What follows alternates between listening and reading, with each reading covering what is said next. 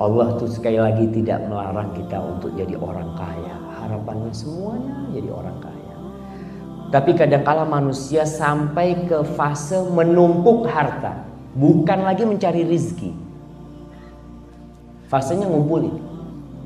Allah mengatakan Jalla Jalaluhu alhaakumut takatsur.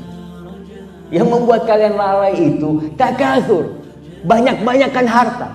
Dapat harta, beli ini, beli itu, ditumpuk duitnya di lemari itu. Mungkin kalau mau dimakan jamaah satu masjid ini nggak habis. Alhaakumut takatsur. Sampai kapan? Hatta zurtumul maqabir. Sampai kalian mati, kalian tetap akan seperti itu. Wailul likulli humazatil lumazah. Kalau kita lihat ayat-ayat yang ada di juz amma itu mengingatkan kita kepada hakikat diri kita, kepada hakikat dunia ini. 13 tahun Rasul sallallahu alaihi wasallam berdakwah kepada penduduk Mekah, menanamkan keimanan kepada mereka, tauhid, dan menanamkan kepada mereka bahwa dunia ini la syai'. Allah ceritakan di juz amma itu segala tentang kiamat. Dari mulai amma yatasaalun wan nazi'ati gharqa, malaikat-malaikat pencabut nyawa. Kemudian Allah fa idza ja'atit tammatul kubra fa idza ja'atis sakha idza syamsu kuwirat idza samaa'un fatarat idza samaa'un syaqqat, terus idza zulzilatil ardu zilzalaha al-qari'atu mal-qari'ah. Diingatkan kita ini, kau jangan terlalu terbuai dengan dunia ini, bakal hilang semuanya. Wailul likulli humazatil lumazah. Celaka buat orang yang suka mencela, mengumpat. Tuh penumpuk-penumpuk dunia adalah orang yang suka mengumpat, suka mencela orang lain. Siapa mereka? Alladzi jama'a malan wa 'addada yahsabu anna malahu akhlad. Alladzi jama'a mal, yang kerjanya itu ngumpulin harta dan ngitung terus dia itu. Bukan berarti nggak boleh ngitung duit ya, tapi antum harus ingat, ketika antum menghitung duit itu ada haknya orang lain di sana. Anak kadang-kala kalau ngitung duit itu, ya Allah, ingat dengan alladzi jama'a malan wa 'addada, ngumpul harta dihitungin duit. Ada orang yang kerjanya ngelihat ATM. Alhamdulillah masih banyak.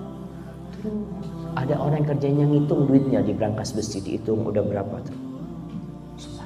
Yahsabu anna malahu akhlada, dia mengira harta itu akan menambah umur dia. Kalla, akan membuat dia abadi sama sekali. Masyaallah muslimin, modal kita itu bukan harta dalam kehidupan ini. Modal hidup kita bukan harta. Tapi apa? Anak kasih hadiah. Siapa yang bisa jawab? Modal hidup kita. Masya Allah. Fadhal. Kasih di sana. Waktu. Orang punya uang 1 triliun, tapi waktunya habis, ditinggal duitnya. Pak, kok sudah mati bapak? Nih duitnya masih banyak bapak. Nih rumah, itu perusahaan, udah habis waktunya. Jadi kita harus tahu bahwa modal hidup kita bukan uang. Banyak orang miskin hidup masih, karena waktunya ada. Nggak punya duit dia, masih hidup. Tapi banyak orang kaya mati. Jangan berpikir kadang-kala, afwan, orang kaya itu bisa nambah umurnya karena bisa berobat ke Singapura, bisa habis. Datang waktunya dia mati. Maka yang kita harus pikirkan, waktu kita nggak panjang. Allah tidak memberi waktu kita panjang. Di dalam Al-Quran, di surat Qaf. Surat Qaf ini sering Nabi bacakan ketika khutbah Jumat. Nabi khutbah Jumat menggunakan surat Qaf. Ya, surat Qaf itu yang dibaca. Sampai sebagian perempuan sahabat itu hafal surat Qaf dari mimbar. Karena seringnya Rasul SAW mengingatkan para sahabatnya dengan akhirat. Di surat Qaf ayat 19 Allah mengatakan, menceritakan detik-detik terakhir perpisahan kita dengan dunia ini. Apa kata Allah? Waja'at sakratul mauti bil haqq dzalika ma kunta minhu tahid. Ja'at, datang tuh sekarat itu. Kematian datang. Dan ingat, kematian itu ada sekaratnya. Sakrah itu bisa berarti mabuk. Orang mabuk dalam bahasa Arabnya disebut sakrat. Kematian memiliki sekarat. Sekarat artinya sakit dia, penyakit dia, segala ketidaknyamanan yang dirasakan ketika kematian. Waja'at sakratul mauti bil haqq. Rasul sallallahu alaihi wasallam ketika meninggal dunia enggak langsung meninggal, berhari-hari beliau sakit, jemaah. Dan jangan berpikir kalau orang matinya dengan sakit, oh berarti banyak dosanya dia. Rasul sallallahu alaihi wasallam pingsan berkali-kali. Bahkan beliau mencelupkan tangannya ke dalam air, kemudian mengusap wajahnya, lalu mengatakan, La ilaha illallah, inna lil mauti la sakarat. Kematian itu ada sekaratnya.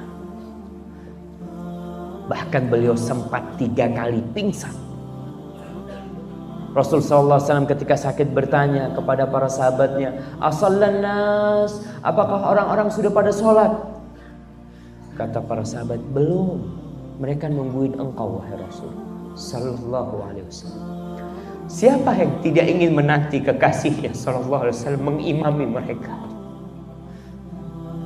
Akhirnya Rasul sallallahu alaihi wasallam mengatakan, Subba aliyal ma, tuangkan air dari 7 kirbah.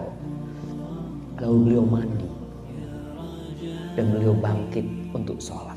Pingsan Rasulullah SAW. Ketika sadar beliau bertanya lagi, sallallahu alaihi wasallam, asallan nas, apakah orang-orang sudah sholat? Belum. Rasul berangkat lagi, wudhu lagi, pingsan lagi sampai 3 kali. Abdullah bin Mas'ud radhiyallahu ta'ala ketika melihat Nabi sakit, Abdullah mengatakan, ya Rasulullah. Abdullah bin Mas'ud ini seperti kerabat sama Rasulullah SAW. Ya Rasulullah, innaka tu'aku wa'akar rajulain. Wahai Rasulullah, sakitnya kau ini sakitnya 2 orang. Gak mampu orang lain menahan sakitmu. Parah sakit Rasulullah SAW. Abdullah bin Mas'ud, apakah karena engkau akan mendapatkan 2 pahala? Pahalanya 2 orang. Nah, kata Rasulullah, beliau siap menerima sakit itu di dunia aja, Pak. Karena setelah itu tidak ada lagi sakit buat Rasul sallallahu alaihi wasallam. Akan datang sekarat kepada kita. Dzalika ma kunta minhu tahid. Itu yang selama ini kau lari. Kau kesana kemari. Berusaha untuk menyelamatkan diri seakan-akan dari kematian. Lupa bahwasanya kau akan mati. Mati itu tidak kenal umur. Nggak kenal. Jangan merasa yang muda, mengalah anak kayaknya masih panjang kehidupan anak. Iya, itu harapanmu.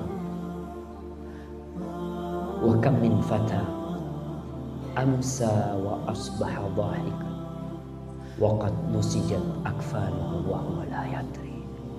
Berapa banyak anak muda yang ketawa dia. Sorenya ketawa, pagi ketawa, padahal kain kafannya udah ditenun. Besok tinggal dibungkus. Dan kalau berpikir orang tua mati dahulu, subhanallah. Ada orang tua yang temannya semua sudah habis, cucunya sudah mati, tapi dia masih hidup. Dan tidak kenal tempat. Jangan berpikir kalau umpamanya berada di Mekah, kematian gak datang di sana. Dimanapun kita berada, yudrikumul maut walau kuntum fi burujin musyayyadah. Jenderal bintang 4 Dengan pasukannya dia di belakang, nggak akan kena peluru dia, karena dijaga dengan ribuan pasukan, dengan tank-tank yang berada di depannya. Bahkan dia menggunakan baju anti peluru. Malaikat maut tinggal cabut nyawanya, mati. Kenapa kita nggak sadar? Oke, kau mungkin selamat dari tembak, nggak bisa nembus dadamu, tapi kematian tetap akan datang di tempat tidurmu. Ma'asyiral muslimin rahimakumullah. Setelah Allah menceritakan detik-detik kematian, karena kita melihat, kita sering melihat orang mati. Kita sering mendengar namanya fulan, innalillahi wa inna ilaihi raji'un. Bahkan pundak kita udah berulang kali menggotong keranda. Dan tangan kita juga ikut menimbun yang mati di dalam kubur.